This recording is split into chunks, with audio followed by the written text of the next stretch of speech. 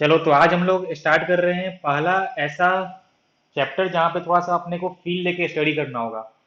Feel लेके study करने का मतलब ये होता है कि तुमको क्वेश्चन सॉल्व करने से पहले एक बार लॉजिकली सोचना पड़ेगा। इससे पहले जो भी हमने क्वेश्चन किया था हो सकता है तुम लोग वहाँ पे थोड़ा लॉजिकली नहीं सोचना पड़ा हो, लेकिन अब मजा आने वाला है चैप्टर्स में। और तुमको कोई भी क्वेश्चन करने से पहले एक बार तुम लोग लॉजिकली सोचना। और चैप्टर का नाम है काइनेमेटिक्स। तो पहले हम लोग समझते हैं काइनेमेटिक्स क्या होता है, फिर हम लोग उसमें आगे बढ़ेंगे। तो मैंने लिखा है उसके इंट्रोडक्शन में कि kinematics, in kinematics we study the motion of a body without knowing the cause of motion. हम लोग बॉडी के मोशन के बारे में स्टडी तो करेंगे, लेकिन उसका मोशन क्यों हो रहा है उसके कॉज के बारे में हम लोग स्टडी नहीं करते हैं। और जहाँ पे हम लोग मोशन के कॉज के बारे में स्टडी करते हैं उसको हम बोलते हैं डायनेमिक्स, जो कि इसके जस्ट बाद आएगा।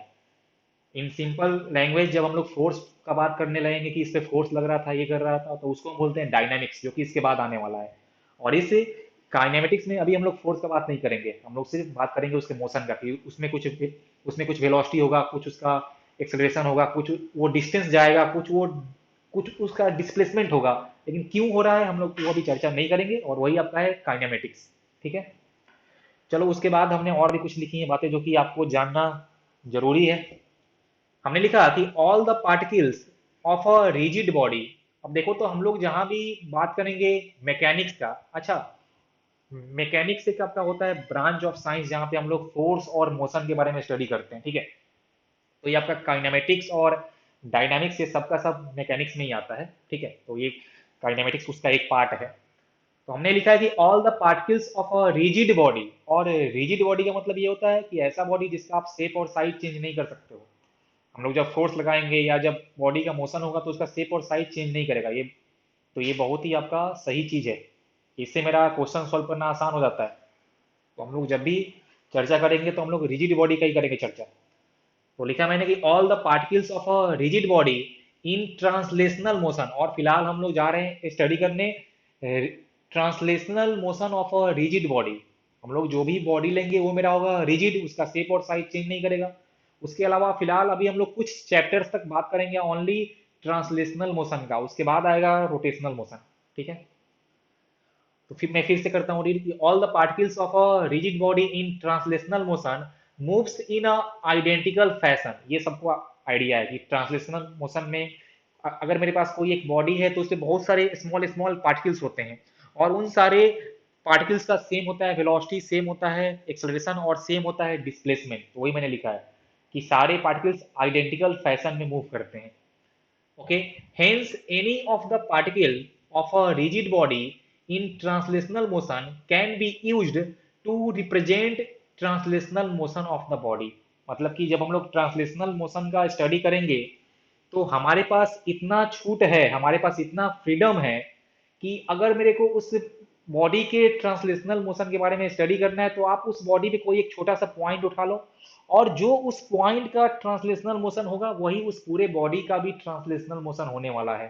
तो ये हमारे पास ऐसा फ्रीडम अभी है इन ट्रांसलेशनल मोशन, क्योंकि हर एक पॉइंट उसका सिमिलर फैशन में मूव करता है। तो जो एक पॉइंट का होगा वेलोसिटी वही पूरे बॉडी का वेलोसिटी होगा, जो एक पॉइंट का होगा डिस्प्लेसमेंट वही पूरे बॉडी का डिस्प्लेसमेंट भी होगा।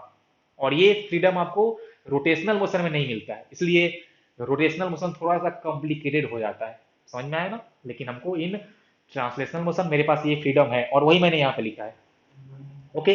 तो जैसे ही आपको ये फ्रीडम मिल गया कि आप पूरे बॉडी के मोशन को एक पॉइंट के मोशन में कन्वर्ट कर सकते हो, मतलब कि अब हम पूरे उस रिजिड बॉडी को, मतलब हम एक बॉल को, हम एक टेबल को, हम एक कार को एक पॉइंट पार्टिकल की तरह, या हम ऐसा एक पॉइंट मास की तरह ट्रीट कर सकते हैं।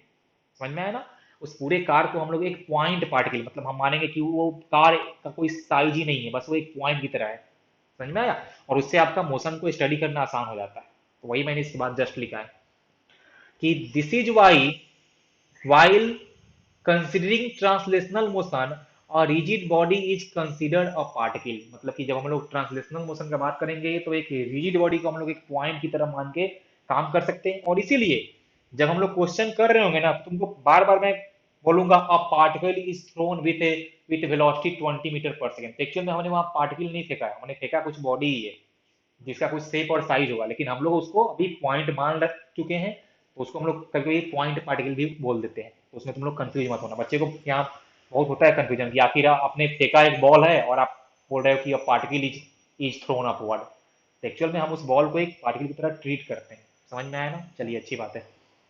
तो यहाँ से अभी क्या क्या हमने सीखा कि हमको इस चैप्टर में पढ़ना है ओनली मोशन के बारे में, मोशन का कॉज नहीं जानेंगे। और उसमें भी हम लोग जा रहे हैं पढ़ने only kinematics of translational motion. अभी मेरा रोटेशनल मोशन नहीं आएगा। और ट्रांसलेशनल मोशन में हम पूरे एक बॉडी को एक पॉइंट पार्टिकल की तरह मान के कंसीडर कर सकते हैं। और वही जब हम लोग पढ़ रहे होंगे रोटेशनल मोशन ना, तो उस केस में आप कोई भी पॉइंट पार्टिकल नहीं उठा सकते हो। तो in the case of rotational motion हम एक स्पेसिफिक पॉइंट ही उठाते हैं और जिसको हम बोलते हैं सेंटर ऑफ मास।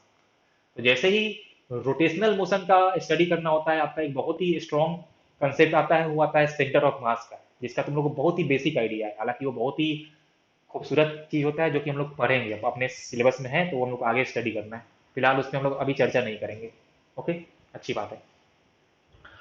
चलो, तो एक बात हुआ ये क्लियर कि हमको ट्रांसलेशनल मोशन के बारे में स्टडी करना है। तो अब जरा मैंने यहाँ पे लिखा है टाइप्स ऑफ ट्रांसलेशनल मोशन, कितने टाइप के होते हैं ट्रांसलेशनल मोशन। तो उसमें मैंने लिखा है, देखो ये होते हैं दो टाइप के। पहला आपका है रेक्टिलिनियर मोशन, पहला है रेक्टिलिनियर और दूसरा है कर्विलिनियर। तो मैं उस पर बात करूंगा। सबसे पहले हम बात करें रेक्टिलिनियर का। तो a translational motion along a straight line path is known as translational rectilinear। यहाँ पे आप ऐड करो, मैंने मिस कर दिया है। ट्रांसलेशनल रेक्टिलिनियर मोशन मतलब कि जब भी किसी बॉडी का ट्रांसलेशनल मोशन एक स्ट्रेट लाइन के अलोंग होता है, मतलब कि path followed by the body is a straight line, तो उस टाइप के ट्रांसलेशनल मोशन को हम लोग बोलते हैं रेक्टिलिनियर मोशन। और उसको आप वन डिमेंशनल मोशन भी बोलते हो। आप इसी को वन डिमेंशनल मोशन भी बोलते हो। तो one dimensional motion and rectilinear motion same होता है, ठीक है। पार्टिकल मेरा या बॉडी मेरा एक स्ट्रेट लाइन के अलोंग मूव करेगा। और इसका एग्जांपल मैं आपसे बोलूं तो car moving on a road, straight road बोलो ज्यादा अच्छा रहेगा, क्योंकि जैसे ही आपका कार एक ब्रिज पे उतरता है तो फिर उसका मोशन रेक्टिलिनियर मोशन नहीं रह पाता है। तो आप यहाँ कह सकते हो कि car moving on a straight road is an example of rectilinear motion. या फिर जब हम एक बॉल को एग्जैक्टली ऊपर फेंकते हैं, एकदम ऊपर, या जब हम एक बॉल को किसी हाइट से नीचे की तरफ छोड़ते हैं या नीचे की तरफ थ्रो करते हैं, तो वहां भी जो आपका जो बॉल होता है वो स्ट्रेट लाइन पाथ में ही मूव करता है। तो उसको भी हम लोग रेक्टिलिनियर मोशन बोल सकते हैं। तो बस आप लिखो नहीं, सुन लो बस एग्जाम्पल। अब हम लोग आते हैं कर्विलिनियर मोशन में। तो देखते हैं क्या होता है। तो translational motion of a body on curvilinear path is called curvilinear motion. मतलब कि जब आपका बॉडी एक कर्व वाले पाथ में मूव करने लगे, मतलब अब वो स्ट्रेट लाइन पे मूव नहीं कर रहा है, लेकिन फिर से ही सिर्फ उसका ट्रांसलेशनल मोशन ही हो रहा हो। जैसे कि कार जब आपका ब्रिज पे चढ़ता है, तो कार का मोशन हम अगर बाहर से देखें तो वो आपका हो जाएगा कर्विलिनियर मोशन, क्योंकि वो आपका जो कार है वो अब एक कर्व पाथ पे मूव कर रहा होगा, और वो आपका कर्व पाथ एक सर्कुलर पाथ होता है, ठीक है। ओके, तो ये आपका हो गया कि जब भी मेरा बॉडी एक कर्व पाथ पे मूव कर रहा होगा तो उसको हम बोलते हैं कर्विलिनियर मोशन। अब देखिए कि ये जो आपका कर्विलिनियर मोशन है ये भी आपका दो टाइप का हो सकता है।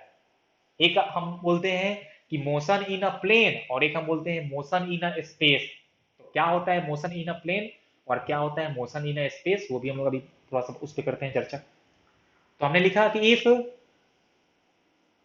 Trajectory is in a plane, मतलब कि अगर बॉडी का जो पाथ है, जो पाथ फॉलो कर रहा है, अगर वो एक प्लेन में है, एक प्लेन का मतलब ये होता है कि अगर वो एक्स वाई प्लेन में है, या अगर वो वाई जेड प्लेन में है, या अगर वो एक्स जेड प्लेन में है, किसी एक पर्टिकुलर प्लेन में मेरा मोशन कन्फाइंड है, तो उस टाइप के मोशन को हम लोग बोलते हैं टू डिमेंशनल मोशन या फिर मोशन इन अ प्लेन। अगर आपकी बॉडी का मोशन एक प्लेन में कन्फाइंड है, तो उस टाइप के मोशन को हम बोलते हैं मोशन इन अ प्लेन, या फिर उसको हम बोलते हैं टू डिमेंशनल मोशन, जो कि हम लोग को इस चैप्टर में आगे पढ़ना है। टू डिमेंशनल मोशन या फिर मोशन इन अ प्लेन। और इसका एग्जाम्पल आप अगर बोलो तो जब आप एक किसी बॉल को या किसी पत्थर को आप जब किसी एंगल से फेंकते हो ना, आप जब किसी एंगल से फेंकते हो तो देखना कि वो कुछ ऐसा पाथ फॉलो करता है। देखना बॉल कुछ ऐसा पाथ फॉलो करता है, और इससे पाथ को हम लोग बोलते हैं पैराबोला, वो हम लोग को आगे पढ़ना है। और ये जो बॉल का अभी मोशन हो रहा है ना, वो बॉल का मोशन है टू डिमेंशनल मोशन, या उसको हम बोलते हैं मोशन इन अ प्लेन। तो throwing a ball with an angle is an example of motion in a plane, या फिर आपका टू डिमेंशनल मोशन, जब आप पत्थर को फेंकते हो तो कुछ ऐसा पाथ फॉलो करता है। इसके अलावा जब हम लोग किसी एक पत्थर को एक स्ट्रिंग में बांध के सर्कुलर पाथ में घुमाते हैं, तो वो भी जो आपका मोशन होगा वो मोशन इन अ प्लेन ही होता है, या वो आपका वो टू डिमेंशनल मोशन ही होता है। तो और आपका अगर टू डिमेंशनल मोशन है या फिर वो अगर मोशन इन अ प्लेन है, तो वो कर्विलिनियर मोशन तो होगा ही होगा, क्योंकि कर्विलिनियर मोशन के अंडर में आता है मोशन इन अ प्लेन। तो ये आपका हो गया example motion in a plane का।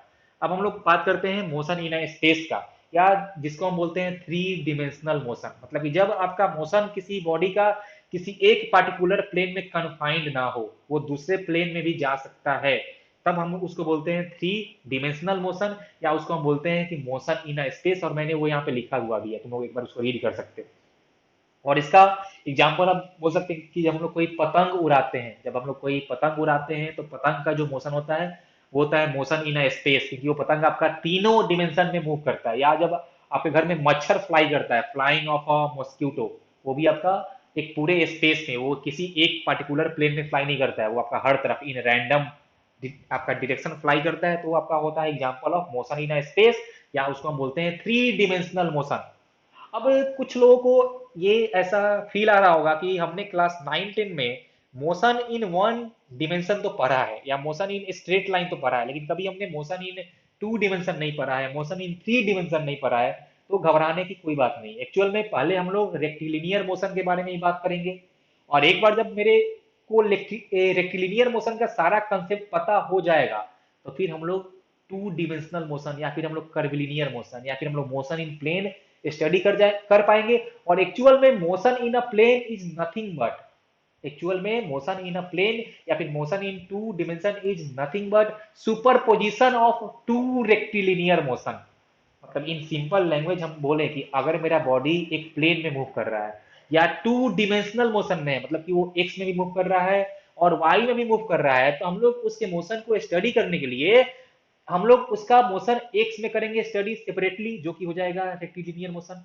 और सिमिलरली हम उसके मोशन को वाई में करेंगे स्टडी सेपरेटली, तो वो भी हो जाएगा रेक्टिलिनियर मोशन। और फिर हम इस दो रेक्टिलिनियर मोशन को एक साथ कंबाइन कर देंगे, तो हमको मिल जाएगा मोशन इन अ प्लेन। और सेम काम हम कर सकते हैं with three dimensional motion also, कि तीन डिफरेंट डायरेक्शन में, एक्स में, वाई में, जेड में सेपरेटली हम लोग फाइंड करेंगे रेक्टिलिनियर मोशन, और बाद में इन तीनों को कंबाइन कर देंगे। कैसे? वेक्टर समेशन से। और वेक्टर समेशन हमको आता है पहले से, समझ में आया ना? तो कैसे अपने को प्रोसीड करना है, बोलो तो एक बार। ये इंट्रोडक्शन सबको समझ में आया ना, कि क्या पढ़ना है हमको और कैसे पढ़ना है? बोलो तो जल्दी से। अब इतना हम लोग श्योर हो गए हैं कि पहले हम लोग पढ़ेंगे रेक्टिलिनियर मोशन के बारे में। अब देखते हैं कि क्या इसका भी कुछ टाइप्स होता है क्या, क्योंकि पहले हमने बताया तुमको ट्रांसलेशनल मोशन, तो उसके अंदर में आया रेक्टिलिनियर, और आपका आया कर्विलिनियर। फिर उस कर्व वाले में मैंने दो बताया, motion in plane, motion in space. अब सवाल उठता है कि क्या ये रेक्टिलिनियर मोशन का भी टाइप्स हो सकता है? तो देखो, इसको भी हम लोग कुछ टाइप्स में करते हैं, इसको डिवाइड करते हैं। देखो, सबसे पहला टाइप आपका होता है यूनिफॉर्म मोशन, और इसका बेसिक आइडिया सबको अब है कि uniform rectilinear motion.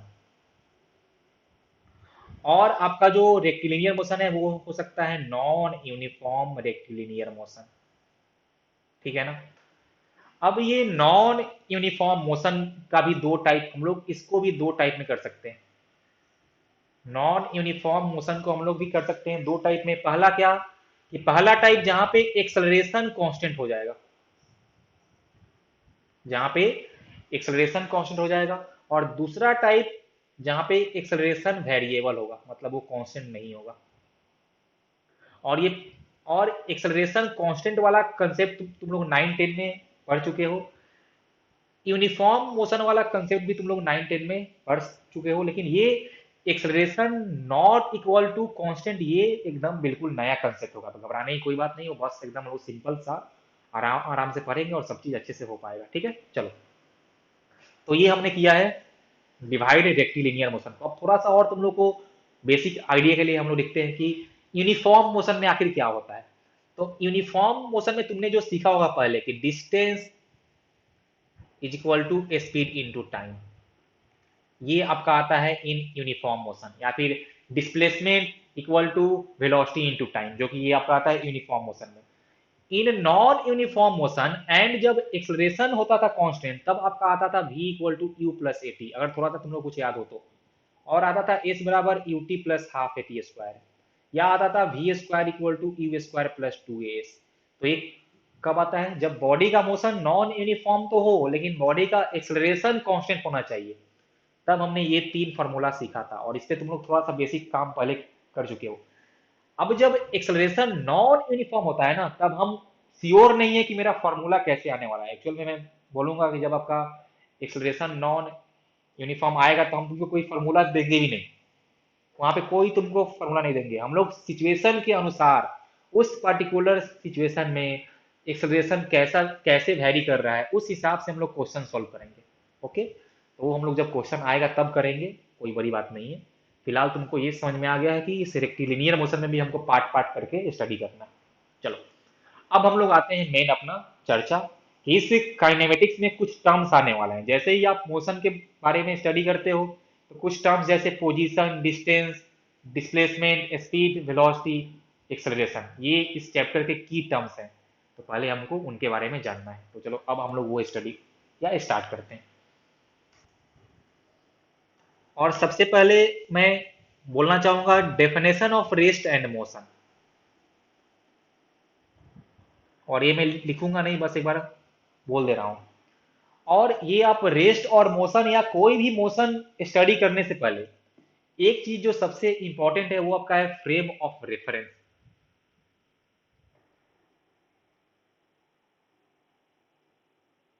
Frame of reference ये सबसे इंपॉर्टेंट चीज होता है जब भी आप मोशन के बारे में स्टडी करते हो। अब सोचते हैं क्या होता है फ्रेम ऑफ रेफरेंस। तो जैसे देखो, ये होता है ऑब्जर्वर का फ्रेम। ये होता है ऑब्जर्वर का फ्रेम, कि जो इंसान या जो भी मोशन को ऑब्जर्व कर रहा है, वो कहाँ बैठा हुआ है, वो कहाँ बैठा हुआ है। तो देखो ध्यान से, कि अगर मैं अभी अपने रूम में बैठा हुआ हूँ, आराम से बैठा हुआ है, तो हम लोग बोलेंगे कि हम हैं ऑब्जर्वर, हम हैं ऑब्जर्वर। और मेरा फ्रेम ऑफ रेफरेंस क्या है? मेरा फ्रेम ऑफ रेफरेंस ग्राउंड है, क्योंकि हम ग्राउंड पे बैठ के मोशन को ऑब्जर्व कर रहे हैं। तो मेरा फ्रेम ऑफ रेफरेंस हो गया ग्राउंड। वही हम अगर पंखे पे बैठ जाएं, तो मेरा क्या हो जाएगा? मेरा फ्रेम ऑफ रेफरेंस पंखा हो जाएगा। अब आखिर हम फ्रेम ऑफ रेफरेंस का चर्चा क्यों करते हैं?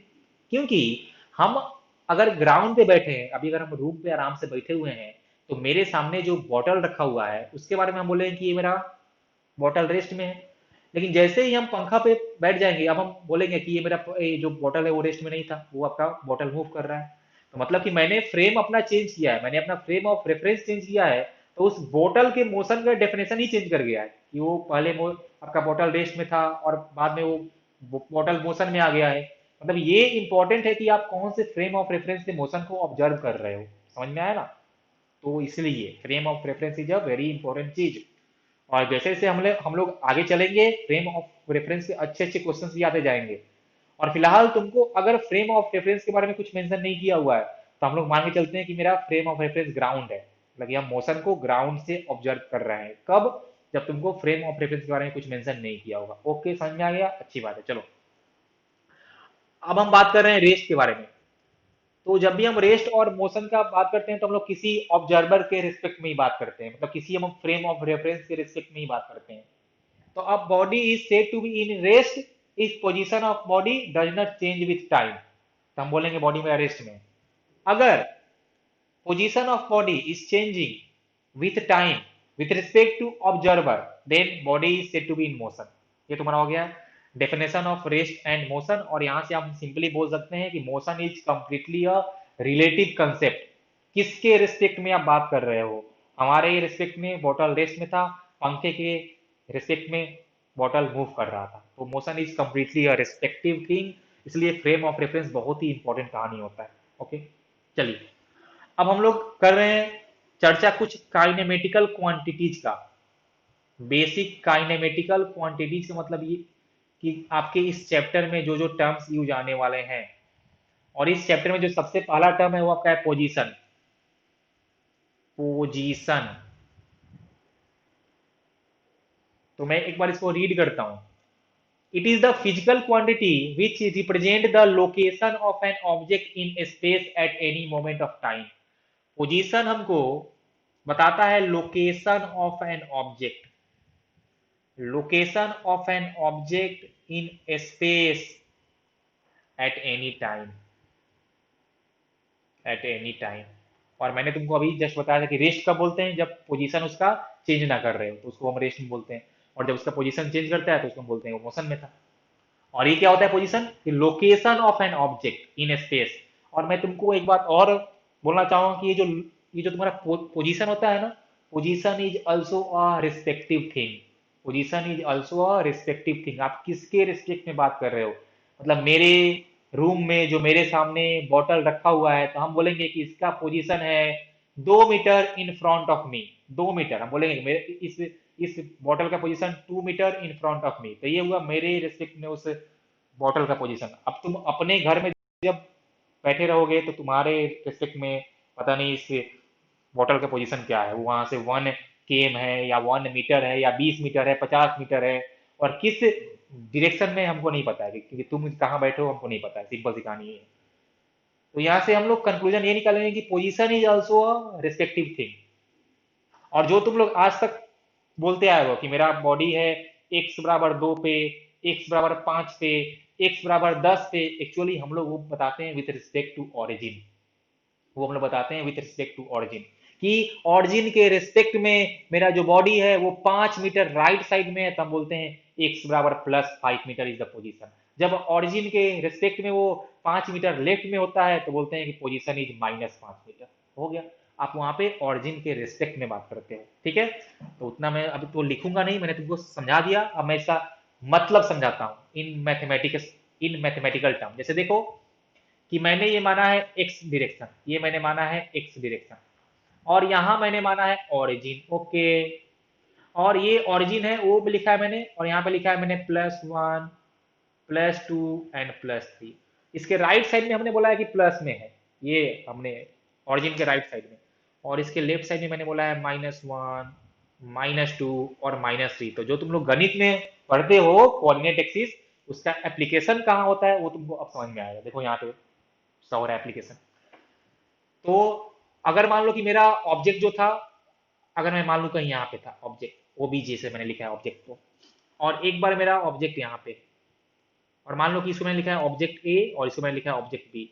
अब मैं तुमसे पूछूं कि what is the position of object A, तो सब लोग बोलेंगे sir position of object A is x = +3 metre. इस प्लस साइन का मतलब क्या हुआ कि हमने ऑरिजिन को रेफरेंस माना है, और उसके राइट साइड में हमने माना है पॉजिटिव, तो उसके लेफ्ट साइड में मैंने माना है नेगेटिव। कि ऑब्जेक्ट ए जो था वो +3 मीटर का मतलब ये हो गया कि ऑरिजिन के रिस्पेक्ट में वो 3 मीटर राइट साइड में है। वही मैं बोलूं कि पोजीशन ऑफ ऑब्जेक्ट बी तो हो जाएगा x = -2 मीटर। तो इसका मतलब क्या हुआ कि वो जो आपका ऑब्जेक्ट बी था वो ऑरिजिन के लेफ्ट साइड 2 मीटर पे था। That is the meaning of position. आप अगर ऑरिजिन को शिफ्ट करते हो तो फिर बॉडी का पोजीशन भी चेंज कर जाएगा, तो ये बात तुम लोग याद रखना। तो ये हो गया पोजीशन। अब हम लोग आते हैं सेकेंड चीज जो कि डिस्टेंस होता है आपका। इसका सबको बेसिक आइडिया है डिस्टेंस का, डिस्प्लेसमेंट का, लेकिन एक बार बस ऐसे ही रिफ्रेशमेंट के लिए हम लोग एक बार फिर से कर ले रहे हैं ताकि कोई कंफ्यूजन ना हो। तो अगर सब लोग को पता होगा कि क्या होता है distance, total path length covered, सबको पता है total path length covered in a journey.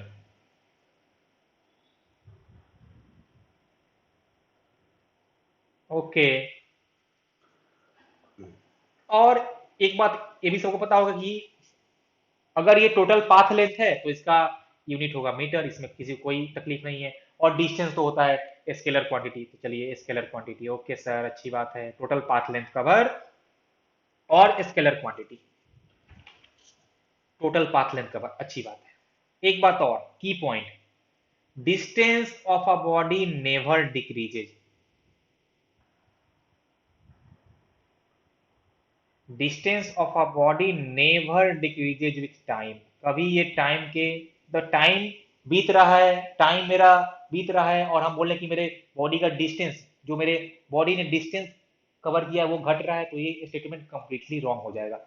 Distance कभी भी डिक्रीज नहीं करता, ये तुम लोग याद रखना, ओके। और देखते हैं कुछ बातें। डिस्टेंस का वैल्यू हमेशा पॉजिटिव होता है, ऑलवेज पॉजिटिव।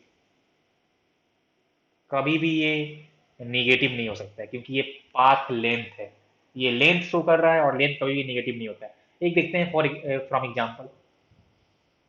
जैसे मान लो कि ये मैंने बनाया है एक्स, एक्स एक्सिस।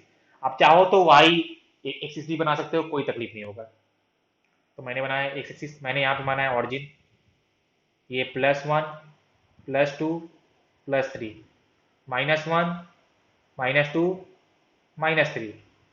मैंने बोला कि t बराबर 0 पे, समय बराबर 0 पे मेरा जो बॉडी था वो इस पोजीशन से चलना स्टार्ट किया। देखिए वो इस पोजीशन से चलना, मैंने इसको नाम दिया ए, पोजीशन ए से चलना स्टार्ट किया, वो गया इस पोजीशन बी तक, मेरा बॉडी गया है पोजीशन बी तक, वापस ही वो पोजीशन बी से इस पोजीशन सी तक आ गया है, वापस वो पोजीशन बी से सी तक आ गया है। तो मैं अब तुमसे पूछूं कि उसका उसने कितना डिस्टेंस कवर किया, उसने कितना डिस्टेंस कवर किया, तो आंसर होगा सर टोटल पाथ लेंथ। तो total path length is A B plus B C, A B plus B C, this is the total path length. अब बताओ कि लेंथ ऑफ ए बी कितना होगा। देखो सब लोग चेक करो तो, लेंथ ऑफ ए बी, तो मैंने देखा कि ए था x बराबर +3 पे, और b है x बराबर -2 पे। तो इस ए बी का लेंथ आने वाला है 5 मीटर। अब किसी को कंफ्यूजन हो तो तुम लोग एक बार चेक करो इसको, कुछ लोग बोलेंगे कि 3 - 2 1 हो जाएगा, लेकिन देखो वो जो पोजीशन ऑफ बी है वो -2 में है। मतलब कि आप इस पॉइंट ए से इस, जब जब तुम पॉइंट ए से ओरिजिन तक आओगे तो तुम 3 मीटर कर चुके हो वो ट्रेवल। उसके बाद तुम फिर और गए हो सामने की तरफ 2 मीटर, तो 3 + 2 5 मीटर। तो ए बी आपका हो जाएगा 5 मीटर, है ना। ए बी हो गया 5 मीटर प्लस बी सी। तो देखो तो बी का है पोजीशन -2 और सी का है +1, तो ये आपका आने वाला है 3 मीटर। तो total distance cover is 8 metre. सब लोग इसको याद रखना, इसमें कोई खास बात नहीं है भाई। अब आते हैं हम लोग डिस्प्लेसमेंट पे। अब इसमें खास बात आता है, ये सबको ध्यान देना होगा। जैसे ही आपका क्वांटिटी आ गया वेक्टर, फिर आपको थोड़ा सा ध्यान देना होगा, ऐसे फिर बाकी वाइज करने से नहीं होगा। तो देखिए हम लोग लिखते हैं डेफिनेशन ऑफ डिस्प्लेसमेंट। तो हम लोग थोड़ा डीपली जाके लिख रहे हैं, मतलब कि हम लोग एकदम पूरा एक साइंस के जो होते हैं स्टूडेंट उनकी तरफ बात कर रहे हैं। हालांकि हम जो इसको फाइंड करने का तरीका बहुत ही आसान होता है, लेकिन थोड़ा सा साइंटिफिक टर्म में देखते हैं क्या होता है एक्चुअल में। तो इसको लिखते हैं हम लोग कि displacement is the vector, displacement is the vector joining the initial and final position।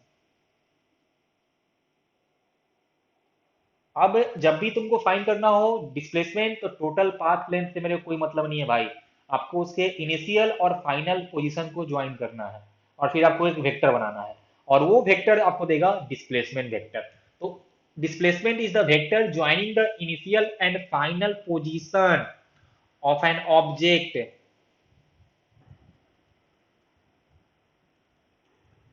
during the time interval, during the time interval, okay। In other word, in other word हम लोग बोलते हैं कि चेंज इन पोजीशन वेक्टर, और ये सब लोग को सुना सुना अभी लगेगा कि change in position vector is called displacement vector, जो कि मैंने तुमको वेक्टर में बताया था स्टार्टिंग में। Change in position vector is displacement vector, या बोलते हैं इन और अदर टर्म, इन और simplified term, change in position is displacement. देखो मैं इसको सिंप्लीफाइड करते गया हूँ, और ये जो थर्ड वाला टर्म मैंने लिखा है ना, ये तुमने क्लास 9 में सीखा होगा कि change in position is called displacement. और मैंने जब आप लोग, अब थोड़ा सा वेक्टर के बारे में आइडिया हो गया अपने को, तो मैंने उसको और वेक्टर के टर्म में भी ऊपर दो डेफिनेशन लिखा उसका। तो ये तो हो गया इसका डेफिनेशन। ये आपका हो जाएगा वेक्टर क्वांटिटी। एसआई जो इसका होगा यूनिट वो फिर से आने वाला है मीटर, उसमें कोई चीज का चेंज नहीं आएगा। ओके, अब जरा हम लोग समझते हैं इसको मैथमेटिकली कि इसका मैथमेटिकली मीनिंग क्या हो रहा है डिस्प्लेसमेंट का। तो चलिए देखते हैं। तो मैं यहाँ पे दो केस लूंगा, केस वन और केस टू। केस वन में जो मेरा बॉडी होगा वो करेगा मूव इन स्ट्रेट लाइन या in straight path rectilinear motion में। और जो मैं सेकेंड लूंगा एग्जाम्पल, वहां मेरा जो बॉडी होगा वो करेगा move in curve path curvilinear motion में। और फिर मैं वहां से तुमको समझाऊंगा। तो मान लो ये था मेरा एक्स एक्सिस, इसको मैंने माना है ऑरिजिन, ये मेरा पोजीशन ऑफ ए है ए, और ये है बी पोजीशन ऑफ बी, ठीक है। या मानो ये पॉइंट ए और पॉइंट बी है एक्स एक्सिस पे, और X A, this is the position of point A, and X B, this is the position of point B, जो हम लोग लिखते हैं +2 + 3 मीटर, वही तो होगा ए और बी का पोजीशन। और हमने माना है कि जो मेरा बॉडी था वो ए से बी के, वो ए से बी की तरफ गया है। वो कहाँ गया है? वो गया है ए से बी, जो आपको एरो शो कर रहा है कि आप ए से बी गए हो। अब देखो, from the definition of displacement, it is the vector joining the initial and final position. मतलब आप जहां से चलना स्टार्ट किए थे और जहां पहुंचे थे, उन दोनों पॉइंट को आप एक लाइन से ज्वाइन कर दो, और वो लाइन आपका एक देगा वेक्टर, और वो जो आपका वेक्टर होगा, इन दो पॉइंट को मिलाने वाला जो वेक्टर होगा, वो आपको देने वाला है डिस्प्लेसमेंट वेक्टर। मतलब आप इसको एस वेक्टर से भी लिख सकते हो, एस से हम लिखते हैं डिस्प्लेसमेंट को। तो देखो, जिस पॉइंट पे आपने चलना स्टार्ट किया था वहां पे इस वेक्टर का टेल है, और जिस पॉइंट पे आप पहुंच गए हो वहां इस वेक्टर का हेड है। तो this A B vector gives displacement vector. आप अगर वही बी से ए आते, फिर टेल होता बी पे और हेड होता ए पे। अब देखो ध्यान से, अब इसका जो लेंथ होगा, length of A B vector gives magnitude of displacement.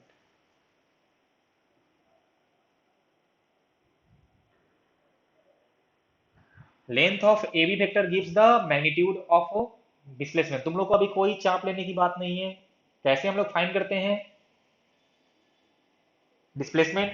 हम लोग सिंपली क्वेश्चन सॉल्व कर लेंगे। यहाँ पे एक्चुअली मैं थोड़ा सा डीपली जा रहा हूँ ज्यादा, क्योंकि इसका for the better meaning of displacement, जो कि तुम लोग पहले इतना ज्यादा डीपली नहीं पढ़े होगे। तो ये तो हो गया मेरा जब स्ट्रेट पाथ में गया। अब हम देखते हैं कि जब मेरा जो बॉडी जाएगा इन अ कर्व पाथ, तो मान लीजिए कि मेरा कर्व ये था, ये कर्व था, और मेरा जो बॉडी है वो गया है पॉइंट ए से पॉइंट बी पे। ओके, ये गया है पॉइंट ए से पॉइंट बी पे। तो मैंने क्या बोला कि जिस पॉइंट से जिस पॉइंट पे गया हो आप उसको एक लाइन से ज्वाइन कर दो, और वो लाइन आपको देगा, वो लाइन आपका एक वेक्टर होगा ना, और वो देगा आपको डिस्प्लेसमेंट वेक्टर। तो मैंने इस पॉइंट ए और बी को लाइन से ज्वाइन कर दिया, और ए से बी को गया था तो इसका टेल होगा ए पे और इसका हेड होगा बी पे। और ये जो आपका ए बी वेक्टर है वो देगा फिर से डिस्प्लेसमेंट वेक्टर। मतलब सिंपल सी कहानी क्या है कि अगर मेरा बॉडी एक कर्व पाथ पे गया है और आपको फाइंड करना हो डिस्प्लेसमेंट, तो उसके इनिशियल और फाइनल पोजीशन को एक स्ट्रेट लाइन से ज्वाइन कर दो, और जो इस स्ट्रेट लाइन का लेंथ होगा, जो इस स्ट्रेट लाइन का लेंथ होगा, वही देगा डिस्प्लेसमेंट, वही आपको देगा डिस्प्लेसमेंट। मतलब कि magnitude of A B vector is magnitude of displacement. Simple सी कहानी है। ओके, और जिसको आप लोग बोलते हो शॉर्टेस्ट पाथ, जिसको आप बोलते हो कि displacement is nothing but a shortest path, वो कैसे आया? वो आपका यहीं से आया है कि हमने ए और बी को इनिशियल और फाइनल पोजीशन को एक वेक्टर से ज्वाइन कर दिया, एक लाइन से ज्वाइन कर दिया है, और जो लाइन का लेंथ होगा वही देगा मैग्नीट्यूड ऑफ डिस्प्लेसमेंट। और दो पॉइंट के बीच का जो शॉर्टेस्ट लेंथ होता है ना, वो एक स्ट्रेट लाइन का ही लेंथ होता है। तो इसीलिए हम बोलते हैं कि displacement is also a shortest distance between the two point. समझ में आ गया ना? तो ये हो गया आपका A B vector gives displacement. तो अब तुम लोग को एक बात याद रखना है कि जब भी कर्व पाथ में मूव कर रहा हो तो इनिशियल और फाइनल को तुम एक लाइन से ज्वाइन कर दो। वो किस पाथ पे गया है, कैसे पाथ पे गया है, मेरे को उससे कोई मतलब नहीं है भाई, खाली हम उस लाइन का फाइंड करेंगे। जो भी लाइन का लेंथ होगा वो देगा मैग्नीट्यूड ऑफ डिस्प्लेसमेंट। हमको जब डिस्टेंस फाइंड करना होगा तब हम उस पूरे कर्व का लेंथ फाइंड करेंगे। मतलब कि अगर हम तुमसे पूछते डिस्टेंस, तो देखो ये पूरा हम लोग लेंथ फाइंड करते, लेकिन जैसे हमसे पूछा डिस्टेंस, बस वो लाइन का।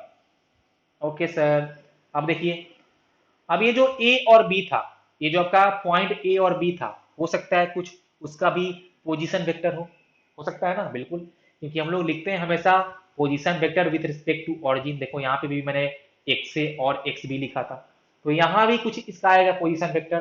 तो ये रहा ऑरिजिन, तो ये आपका हो जाएगा position vector of vector A. या आप पोजीशन वेक्टर ऑफ पॉइंट ए, आप जिसको लिखते हो आर ए से, और आपको अगर बी का लिखना है तो आपका हो जाएगा R B. R B is the position vector of B. और हम लिख सकते हैं कि displacement vector is position vector of B minus position vector of A. ये भी मैंने तुमको वेक्टर में बताया था, अगर तुम लोग को याद हो तो तुम लोग इसको देख लो एक बार। अब जरा सा और हम लोग बात करते हैं डिस्प्लेसमेंट के बारे में, कि ये तो शॉर्टेस्ट होता है distance, shortest distance between the initial and final position. और कैसे फाइंड करेंगे, तो इसको हम लोग एक लाइन से ज्वाइन कर देंगे। ओके, अच्छी बात है। अब आपका जो डिस्प्लेसमेंट था वो तो हो गया एक वेक्टर क्वांटिटी, मतलब इसका वैल्यू पॉजिटिव, निगेटिव या जीरो, कुछ भी हो सकता है। पॉजिटिव का मतलब क्या होगा कि वो आपको शो कर रहा है डायरेक्शन। मैग्नीट्यूड ऑफ डिस्प्लेसमेंट कभी भी निगेटिव नहीं होगा, क्योंकि मैग्नीट्यूड हमेशा पॉजिटिव होता है। लेकिन हम अगर बात करें डिस्प्लेसमेंट का, तो हम बात कर रहे हैं एक वेक्टर क्वांटिटी का, तो उसका वैल्यू निगेटिव में हो सकता है। तो what is the meaning of that negative term, कि आपने किसी एक डायरेक्शन को पॉजिटिव माना था, और जो आपका डिस्प्लेसमेंट हुआ है वो उसके जस्ट अपोजिट हुआ। और पॉजिटिव हो आपका अगर आया है तब तो कोई बात ही नहीं, हमने जिस तरफ पॉजिटिव माना था मेरा डिस्प्लेसमेंट भी उसी तरफ है। अगर आपका जीरो आ गया, तो what is the meaning of zero displacement, मतलब कि आपका इनिशियल पोजीशन और फाइनल पोजीशन सेम है, आप जहां से चले थे वापस वहीं पहुंच गए हो आप, तो उस केस में आपका डिस्प्लेसमेंट जीरो हो जाएगा। तो यहां से आप लोग सब लोग याद रखना कि इसका वैल्यू पॉजिटिव, निगेटिव, जीरो भी हो सकता है, लेकिन मैग्नीट्यूड ऑफ डिस्प्लेसमेंट फिर से हमेशा पॉजिटिव ही होगा। Magnitude can not be negative, ये कभी भी निगेटिव नहीं होगा। अब तुम लोग बोलो इसमें किसी को कोई तकलीफ, कोई डाउट। चलो मैंने यहाँ पे एक लिया है एग्जाम्पल, ये मैंने बनाया है एक्स एक्सिस, और एक मेरा कोई बॉडी था, पहले वो था एक्स इक्वल टू +3 पे, और वहां से वो चलना स्टार्ट किया, और वो अभी चल रहा है अलोंग अ स्ट्रेट पाथ। और अगर मान लो अलोंग द स्ट्रेट पाथ नहीं भी जाए तो भी अपने को कोई दिक्कत है नहीं। अगर हमको फाइंड करना हो डिस्प्लेसमेंट, तो हमको इनिशियल और फाइनल पोजीशन को एक लाइन से ही करना होगा ज्वाइन, तो अपने को डिस्प्लेसमेंट फाइंड करने में कोई तकलीफ नहीं है, कोई चाप की बात नहीं है। चलो, तो वो हमने बोला कि पहले था एक्स बराबर +3 पे, और वो गया है एक्स बराबर -2 पे, मतलब हम लोग एरो शो करेंगे यहाँ पे, इसको नाम दे दो ए और इसको नाम दे दो बी। और हमको फाइंड करना है डिस्प्लेसमेंट, और हमको फाइंड करना है डिस्प्लेसमेंट, तो आपको बताना है इन वेक्टर फॉर्म, आपको बताना है इन वेक्टर फॉर्म। तो मैंने क्या बोला कि आप स्टार्टिंग वाले और फाइनल वाले पॉइंट को या पोजीशन को एक वेक्टर बनाओ, एक लाइन से करो ज्वाइन। तो बी और ए को मैंने एक लाइन से ज्वाइन कर दिया, देखो ये। और ए से बी गया है तो ए पे होगा टेल और बी पे होगा हेड, मतलब कि हम लोग बोलेंगे कि displacement vector is nothing but A B vector, यही ना, ए बी वेक्टर, ए से बी पे गया है। Okay sir. अब तुमको अगर फाइंड करना हो मैग्नीट्यूड ऑफ डिस्प्लेसमेंट, तो तुमको फाइंड करना होगा length of A B vector.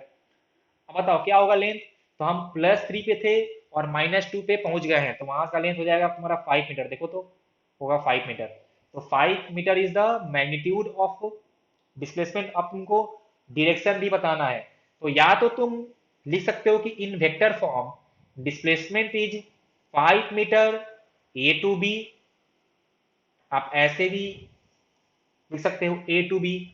या आप अगर इसको ईस्ट और इसको वेस्ट माने हो तो 5 मीटर ईस्ट टू वेस्ट, जैसा सिचुएशन दिया हम वैसा लिखेंगे। या तुम इसको ये भी लिख सकते हो कि -5 मीटर, जहां की माइनस साइन तुम्हारा शो कर रहा है कि डिस्प्लेसमेंट का डायरेक्शन है निगेटिव एक्स डायरेक्शन। ये जो तुम्हारा माइनस शो कर रहा है ना, माइनस साइन की, जो तुम्हारा डिस्प्लेसमेंट हुआ है वो हुआ है along the negative x direction, और देखो वो हुआ भी है, तुम ए से बी की तरफ आए हो। या तुम इसको लिख सकते हो -5 -5 i कैप मीटर। तुम इसको ये भी लिख सकते हो -5 i कैप, तो -5 i कैप भी तुम्हारा वही शो कर रहा है। -i कैप का मीनिंग क्या हुआ है कि ये जो वेक्टर है वो कहाँ है, अलोंग निगेटिव एक्स डिरेक्शन। तुम इसमें से किसी भी इसको फॉर्म में लिख सकते हो, डिपेंड करता है कि मेरे को क्वेश्चन में कौन से फॉर्म में दिया था। अगर आपको ईस्ट वेस्ट मेंशन किया रहे तो आपको लिखना ईस्ट वेस्ट वाला। आपको अगर एक्स एक्सिस मेंशन किया हुआ है तो आप लिखना उसको इन निगेटिव एक्स डिरेक्शन। आपको अगर आई जे में मेंशन किया हुआ है तो आप लिखना -5 i कैप। तो आप इसको ऐसे देख सकते हो। अब मेरा एक सवाल है कि क्या कभी भी डिस्प्लेसमेंट टाइम के अनुसार डिक्रीज कर सकता है, बोलो तो। हमने सीखा था कि डिस्टेंस कभी भी डिक्रीज नहीं करता है, लेकिन क्या डिस्प्लेसमेंट आपका डिक्रीज कर सकता है? सोच के बताओ जल्दी से कि टाइम ऐसे बोलो।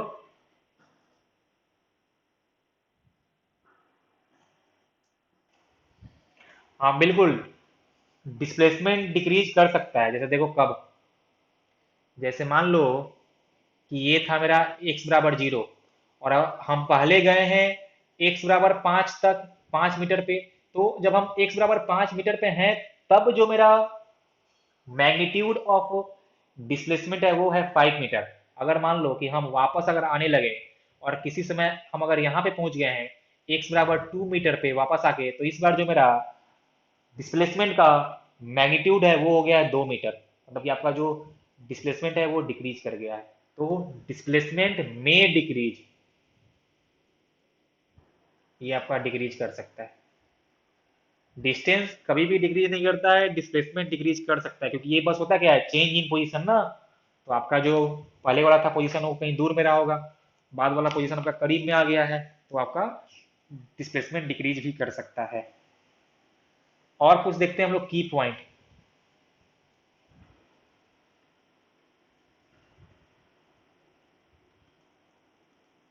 मैंने यहाँ पे कुछ लिखा है स्टेटमेंट। मैं चाहता हूं मैग्नीट्यूड ऑफ डिस्प्लेसमेंट को कंपेयर करना विथ डिस्टेंस। अब कुछ लोग बोलेंगे कि आपने मैग्नीट्यूड क्यों लिया है, क्योंकि आप अगर, क्योंकि हम उसको कंपेयर कर रहे हैं डिस्टेंस से, जो कि स्केलर क्वांटिटी होता है, तो इसलिए हमको डिस्प्लेसमेंट का भी स्केलर वाला वैल्यू ही लेना होगा, जो कि होता है उसका मैग्नीट्यूड। समझ में आया ना? तो मेरा ये पॉइंट है कि क्या कभी मैग्नीट्यूड ऑफ डिस्प्लेसमेंट डिस्टेंस से ज्यादा हो सकता है? मेरा पहला पॉइंट है। दूसरा पॉइंट है कि क्या कभी मैग्नीट्यूड ऑफ डिस्प्लेसमेंट डिस्टेंस के बराबर हो सकता है? और मेरा थर्ड पॉइंट है कि क्या कभी मैग्नीट्यूड ऑफ डिस्प्लेसमेंट डिस्टेंस से कम हो सकता है? ये तीन में से कौन कौन सा सही है, बताओ तो। इनमें सेकंड और थर्ड सही है, नंबर वन सही नहीं होगा, क्योंकि हमने सीखा है कि magnitude of displacement is length of shortest path, है ना। वो आपका लेंथ ऑफ शॉर्टेस्ट पाथ ही होता है, उससे छोटा कोई पाथ हो ही नहीं सकता है। शॉर्टेस्ट पाथ से छोटा कोई पाथ नहीं होता है भाई। तो इसलिए मैग्नीट्यूड ऑफ डिस्प्लेसमेंट डिस्टेंस से कभी ज्यादा हो ही नहीं सकता है, तो ये स्टेटमेंट आपका रॉन्ग है। सेकेंड था कि magnitude of displacement is equal to distance, तो ये हो सकता है। और ये तब होगा जब आपने शॉर्टेस्ट पाथ ही फॉलो किया है। जैसे देखो मेरा कहने का मतलब ये क्या हुआ कि अगर मेरे को इस ए से बी तक पहुंचना है, तो हमको क्या पता है कि ए से बी का जो शॉर्टेस्ट पाथ होगा वो होगा कि आप ए और बी को लाइन से कर दो ज्वाइन। तो हमेशा magnitude of displacement will be always equal to the length of A B, no matter आप कौन से पाथ से जा रहे हो। आप कौन से पाथ से जा रहे हो उससे मेरे को कोई मतलब नहीं है भाई। डिस्प्लेसमेंट हमेशा होता है शॉर्टेस्ट पाथ। तो आप इस रास्ते से जाओ, इस रास्ते वन से जाओ, इस रास्ते टू से जाओ, या आप इस रास्ते थ्री पे जाओ। देखो ये रास्ता वन, टू और थ्री, आप किसी भी रास्ते से जाओ तो आपका डिस्टेंस चेंज करेगा। मतलब आप जब वन से जाओगे और जाओगे टू से, तो आपका डिस्टेंस हो जाएगा अलग, लेकिन डिस्प्लेसमेंट आपका वो जो लेंथ ऑफ ए बी होगा वही होगा हमेशा शॉर्टेस्ट पाथ। तो क्यों ना हम लोग इस जो शॉर्टेस्ट पाथ था उसी पे चले जाएं, क्यों ना जो शॉर्टेस्ट पाथ था हम उसी पे चले जाएं। तो हम जब उस शॉर्टेस्ट पाथ पे ही चले जाएंगे, हम जब उस ए बी वाले रास्ते पे ही चले जाएंगे, तो उस केस में जो मेरा होगा डिस्टेंस वही मेरा हो जाएगा डिस्प्लेसमेंट का मैग्नीट्यूड। अब तुम लोग ध्यान से सोचो, मतलब ये इक्वल हो सकता है। कि magnitude of displacement is equal to distance. कब? जब हम लोग शॉर्टेस्ट रास्ते पे ही चले जाएं। And magnitude of displacement is less than distance, ये तो बहुत ही जगह है तुम्हारा वैलिड। देखो जैसे यहीं पे कि जब तुम रास्ते वन से जाओगे तो तुमको साफ साफ ऐसा दिख रहा है कि लेंथ ऑफ रास्ता one is more than length of A B. और ए बी क्या था? ए बी था मैग्नीट्यूड ऑफ डिस्प्लेसमेंट। तो आप अगर रास्ते ए से जा रहे हो, मतलब इन सिंपल लैंग्वेज हमको अगर यहाँ से स्टेशन जाना है तो जो जो सबसे छोटा वाला रास्ता है हम वो भी ले सकते हैं, तो वो मेरे लिए सबसे इफिशियंट होगा। तो वो मेरा हो गया कि उस केस में डिस्प्लेसमेंट और डिस्टेंस सेम हो जाएगा। अब मान लो कि नहीं, हम बोले कि हम यहाँ से जाएंगे पहले हावड़ा, और हावड़ा से घूम के आएंगे आपका लिलुआ स्टेशन, तो उस केस में जो आपका डिस्टेंस है वो तो काफी ज्यादा हो गया ना, कि आप पहले से गए हो हावड़ा कहीं किसी और रास्ते से, फिर वापस आए हो लिलिया, वापस आप आए हो लिलुआ, तो उस केस में जो आपका डिस्टेंस है वो बहुत ज्यादा हो गया। लेकिन आपका डिस्प्लेसमेंट जो है वो अभी भी शॉर्टेस्ट लेंथ ही वाला है, क्योंकि आप उस शॉर्टेस्ट लेंथ से जा सकते थे। तो मैग्नीट्यूड ऑफ डिस्प्लेसमेंट में बी लेस देन डिस्टेंस। तो जब हम इन दोनों को कंबाइन करते हैं तो वहां से हमको मिलता है कि magnitude of displacement is either less than और इक्वल टू डिस्टेंस, कभी भी ज्यादा नहीं हो सकता। तो तुम लोग इसको याद रखना। अब मैं तुमसे बोलूं कि तुम मेरे को एक ऐसा एग्जाम्पल बताओ जहां पे डिस्प्लेसमेंट जीरो हो रहा हो। तो तुम अगर अपने घर से गए ट्यूशन के लिए, ट्यूशन करके पूरा मार्केट घूम के तुम वापस अपने घर पे ही चले आए, तो तुम्हारा मतलब जो तुम्हारा स्टार्टिंग वाला पोजीशन था, तुम घूम घूम के वहीं पे उसी पोजीशन पे वापस पहुंच गए हो, तो तुम्हारा जो था इनिशियल पोजीशन वही तुम्हारा हो जाएगा फाइनल पोजीशन। तो तुम्हारा पोजीशन में कोई चेंज आया ही नहीं है, तो तुम्हारा डिस्प्लेसमेंट हो जाएगा जीरो। तो इसे तुम लोग याद कर सकते हो। या तुम अगर एक सर्कुलर पाथ में घूम रहे हो, तो जिस पॉइंट से तुम स्टार्ट किए थे घूम के वहीं पहुंच गए, तो फिर से तुम्हारा डिस्प्लेसमेंट हो जाएगा जीरो, डिस्टेंस जीरो नहीं होगा। डिस्टेंस के लिए हम लोग पूरा पाथ लेंथ फाइंड करेंगे। उम्मीद है कि सबको ये बेसिक कंसेप्ट समझ में आ गया होगा। अब चलो कुछ क्वेश्चन करते हैं इस पे। तो एक क्वेश्चन है कि दो हैं स्टूडेंट, दो स्टूडेंट हैं और एक कार मूव कर रहा था, और उन दोनों ने ना उस कार के लिए जैसे जैसे टाइम बीत रहा था, तो उस कार का डिस्टेंस और डिस्प्लेसमेंट का उन्होंने ग्राफ बनाया है। एक ने बनाया graph between displacement and time, और एक ने ग्राफ बनाया डिस्टेंस एंड टाइम उस कार के लिए जो कार मूव कर रहा था। और ग्राफ का शेप कुछ ऐसा है। दोनों का ग्राफ का शेप कुछ ऐसा आया था। एक ने बनाया था डिस्प्लेसमेंट के लिए और एक ने बनाया था डिस्टेंस के लिए। अब तुम लोग देख के बताओ कि इसमें से कौन सा स्टूडेंट पक्का गलत है। बताओ तो, इसमें कौन सा स्टूडेंट जो ग्राफ बनाया है वो पक्का गलत बनाया है। जल्दी बताओ। ये ग्राफ टू तुम्हारा पक्का गलत है। और ये गलत क्यों है? कि देखो कि कुछ समय तक इसका डिस्टेंस इंक्रीज किया है, लेकिन इस समय के बाद इसका डिस्टेंस कम होने लगा है, और ऐसा कभी पॉसिबल है ही नहीं कि तुम्हारा डिस्टेंस कम हो जाए। तो इसलिए ये तुम्हारा ग्राफ सेकेंड वाला पक्का गलती है। पहला वाला सही हो सकता है, क्योंकि हम लोग जानते हैं कि जो तुम्हारा डिस्प्लेसमेंट है वो इंक्रीज भी कर सकता है, वो डिक्रीज भी कर सकता है, तो ये सही हो सकता है, लेकिन ये पक्का गलत है। ओके, देखो एक क्वेश्चन है कि an athlete completes one round of a circular track of radius r in 40 seconds, full stop. The displacement at the end of 4 minute will be, उसका 4 मिनट के बाद कितना होगा डिस्प्लेसमेंट? ऑप्शन है तुम्हारा जीरो, 2r, 2πr, 7πr। बोलो कौन सा आंसर सही है? ये लॉजिकल क्वेश्चन है, इसमें कुछ नहीं है। इसका आंसर होगा जीरो। देखो क्यों। वो इस सर्कुलर पाथ पे दौड़ रहा था, और मान लो कि वो पॉइंट ए से स्टार्ट किया होगा दौड़ना, और वो एंटी क्लॉकवाइज में दौड़ रहा था डायरेक्शन में। तो क्वेश्चन में दिया है कि 40 सेकेंड में वो एक सर्कल कंप्लीट करता है। तो हमसे पूछा था आफ्टर 4 मिनट, तो इन 4 मिनट होता है तुम्हारा 240 सेकेंड। देखो तो इन 240 सेकेंड वो पूरा का पूरा 6 राउंड कंप्लीट कर जाएगा। वो 240 सेकेंड में पूरा का पूरा 6 राउंड कंप्लीट करेगा। और 6 राउंड कंप्लीट करने का मतलब ये हुआ कि जहां से स्टार्ट किया था वो वहीं पे होगा, ठीक है ना। जहां से वो स्टार्ट किया था वहीं पे होगा, तो उसका कोई भी डिस्प्लेसमेंट नहीं आएगा, तो आंसर होगा जीरो। समझ में आ रहा है तुम लोग को? बोलो तो, अरे बोलो। ओके चलो, नेक्स्ट क्वेश्चन। इसमें मैंने थोड़ा सा चेंज किया, थोड़ा सा, लिटिल बिट, जरी सा। डिस्प्लेसमेंट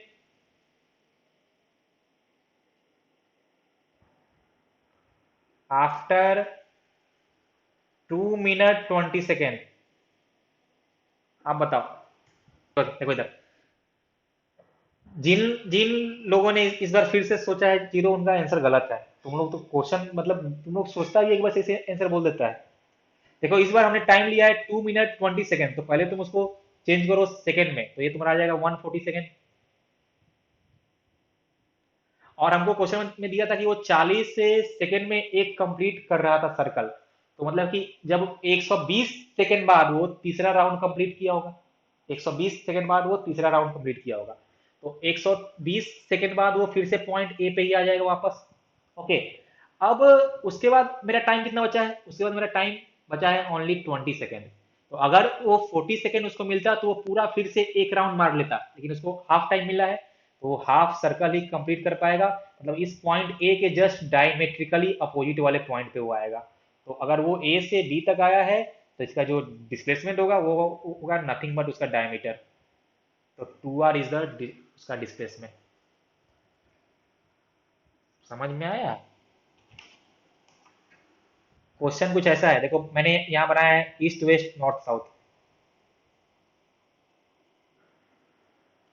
हम इस पॉइंट ओ से स्टार्ट किए, ईस्ट की तरफ गए हैं कितना, चलो ले लिया 200 मीटर। फिर साउथ, साउथ की तरफ हम आ गए हैं मान लो 100 मीटर। फिर हम आए वेस्ट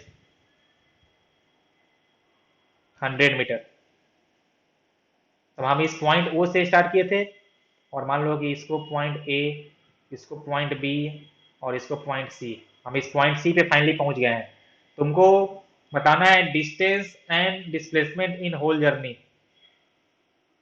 देखो ये क्लास 9 का क्वेश्चन है, लेकिन फिर भी मैं एक बार प्रैक्टिस के लिए करा दे रहा हूँ। Displacement and distance in whole journey, जल्दी। तो पहला क्वेश्चन तो एकदम ही आसान हो गया, डिस्टेंस फाइंड करना। तो डिस्टेंस फाइंड करना हो तो हम लिखेंगे डिस्टेंस बराबर टोटल पाथ लेंथ, मतलब कि O A plus A B plus B C. तो उसका लेंथ हमको दिया है 200 प्लस 100 प्लस 100, तो ये हो जाएगा 400 मीटर।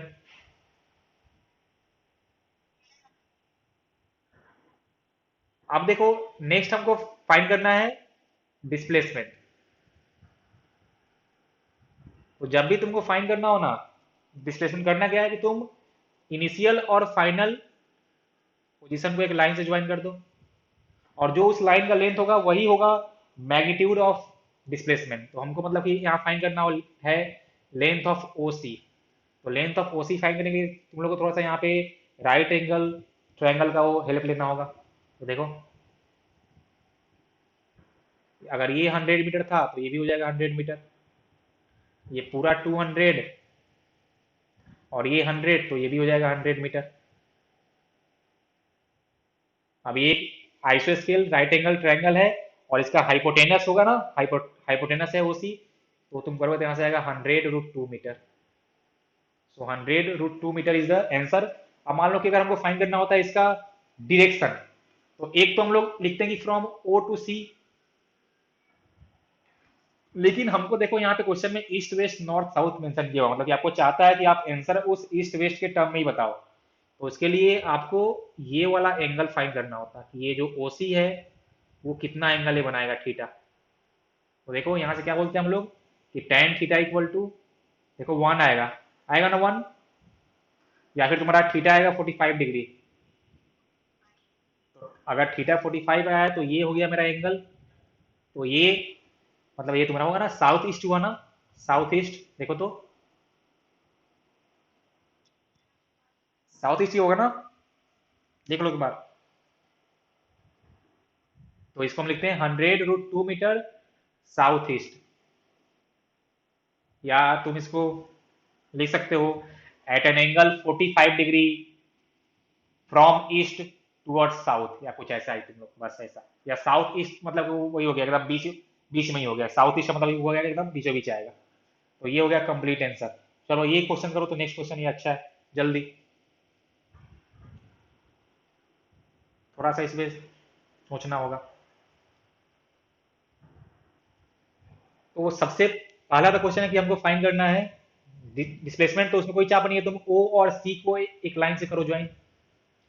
तो ओ और सी को हमने लाइन से ज्वाइन किया, देखो ये वाला लाइन बनेगा। तो हमको इस ओ सी का लेंथ जो मिल जाएगा वही इसका हो जाएगा डिस्प्लेसमेंट भी। तो लेंथ ऑफ ओ सी बराबर डिस्प्लेसमेंट। और तुम लोग को अगर बेसिक आइडिया हो डिस्टेंस फार्मूला का तो वहां से भी तुम लोग सॉल्व कर सकते हो, या फिर देखो तो अगर इस पॉइंट सी का कोऑर्डिनेट 4,3 है, मतलब कि ये तुम्हारा आने वाला है 4 और ये तुम्हारा आने वाला है 3, तो ये राइट एंगल ट्रायंगल का हाइपोटेनस हो जाएगा। तो वो तुम्हारा आ जाएगा 5 मीटर। तो 5 मीटर इज द डिस्प्लेसमेंट, या तुम चाहो तो डिस्टेंस वाले फॉर्मूले से भी कर सकते हो। अब हमको फाइंड करना था नेट, और नेक्स्ट हमको फाइंड करना है डिस्टेंस। तो वो क्या होता है, टोटल पाथ लेंथ कवर।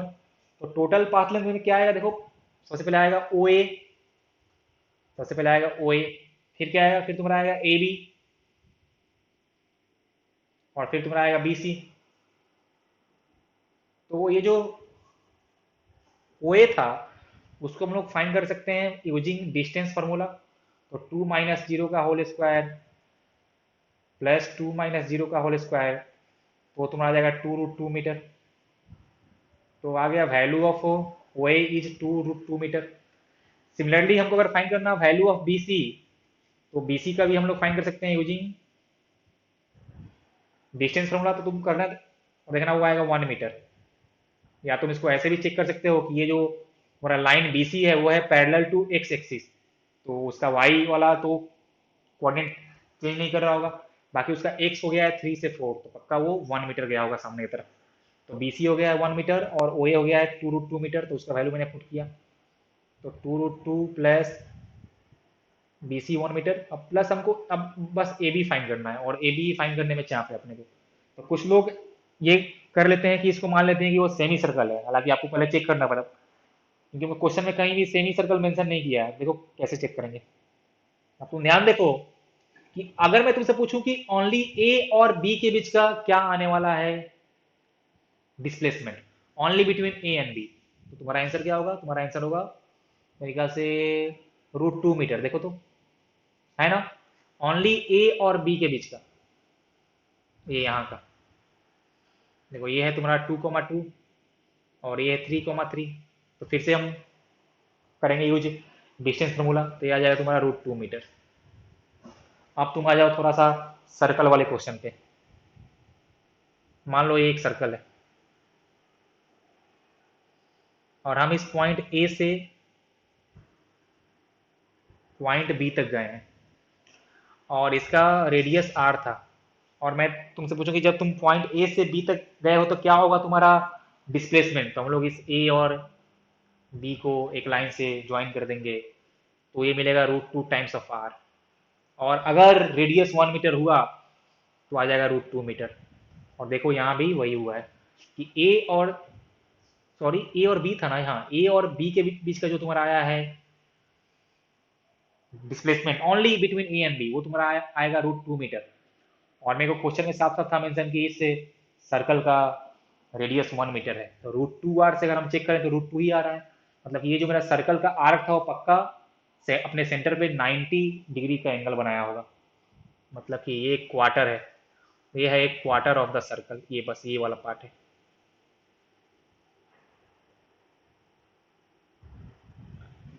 तो अगर ये क्वार्टर है तो अपने सेंटर पे बनाएगा π/2 एंगल। तो जो इसका लेंथ आने वाला है वो कितना होता है, वो आपका आ जाएगा π/2 × r, और हमको आर 1 मीटर ही दिया है, तो π/2 मीटर ही हो जाएगा। तो बस यहाँ पे π/2 से ऐड कर दो, तो 2√2 plus π/2 plus 1 metre is the distance. समझ में आया, बोलो।